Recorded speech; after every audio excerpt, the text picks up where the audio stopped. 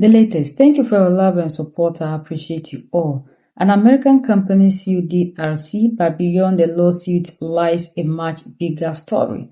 This is not just about money. This is about control. This is about pressure. This is about a pattern many Africans say they have seen before. An American firm known as Pay Service has filed a lawsuit against the Democratic Republic of Congo, claiming it invested $72 million into the country with the goal of helping modernize its banking and payment system. On paper or on the surface, this sounds perfectly good.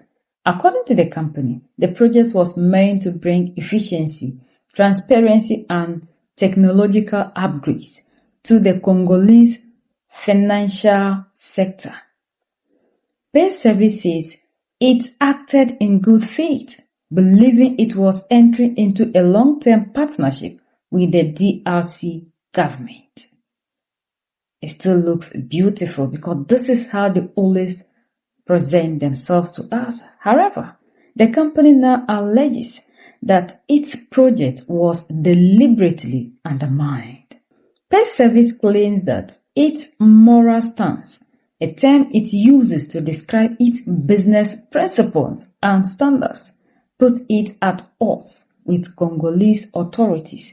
The company argues that this disagreement led to interference, obstruction, and ultimately the collapse of the project.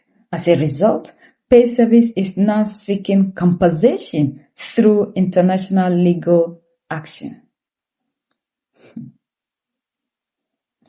The Congolese government has not accepted these claims, and as with many such disputes, the fact will ultimately be tested in court.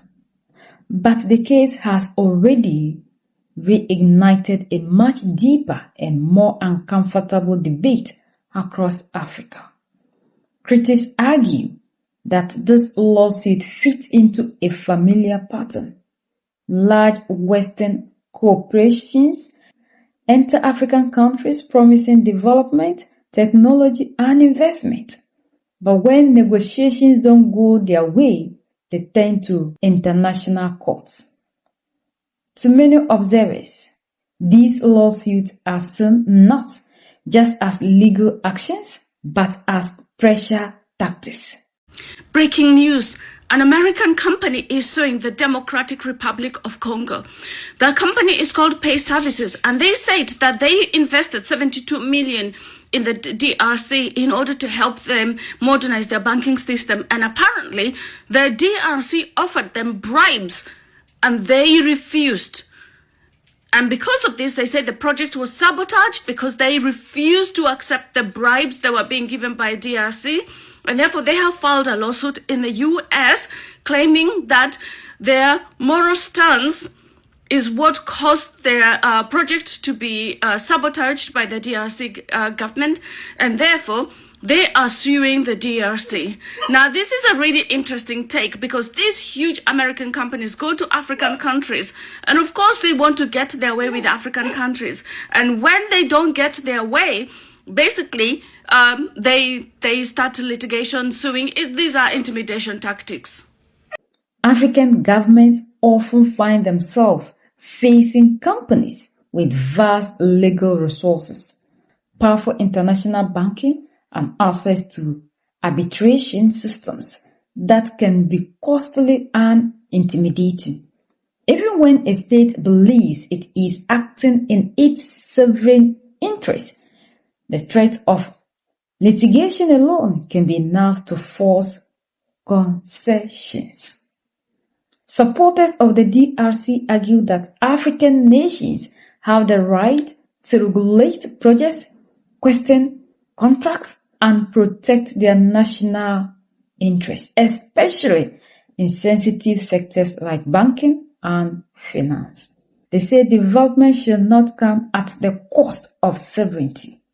On the other hand, companies like Pay Service insist that they must protect their investment And that governments must honor agreements if they want to attract foreign capital.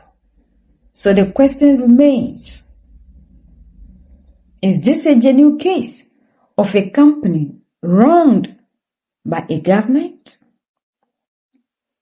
Or is it another example of powerful corporations using lawsuits to bend African states into submission?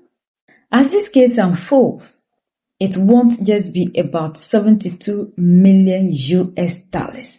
It will be about who sets the rules, who enforces them, and whether African countries can truly choose their own development path without facing legal retaliation. And that is why this story matters, not just to the DRC, but to the entire continent. They don't change the tactics, the old way of doing things. And always we call our leaders to unite. If we were all under one leadership, one army, one currency, who at all will come in the guise of this? On paper, they present their issues to be good. They are now there for the Christmas, as if what they are coming to do in DRC, they wouldn't even benefit just a peso. But we know at the end of the day, who wins? We have never benefited from anything called investors. These are the same reasons to which Africa is backwards. And until we learn to develop within and fight against colonial influence in the guise of investment, in the guise of development, and in the guise of helping us in Africa, this is the fate of the African. At the end of the day, they will be getting more than they claim they brought into Africa. Just look at what happened between the United States of America and Nigeria, whereby Tinubu, with all the hardship and all the pain the people in Nigeria are going through, he still had $9 million US to give to a Republican lobbyist to go and beg Trump not to come back into Nigeria to test its weapons in the name of fighting for Christians. Look at how they came in DRC and look at the narrative today. We are the only ones that can save ourselves. And what hurts me most is the youth of today that will not reason beyond what these people say. We are still falling into the traps of these people. And that is the saddest part.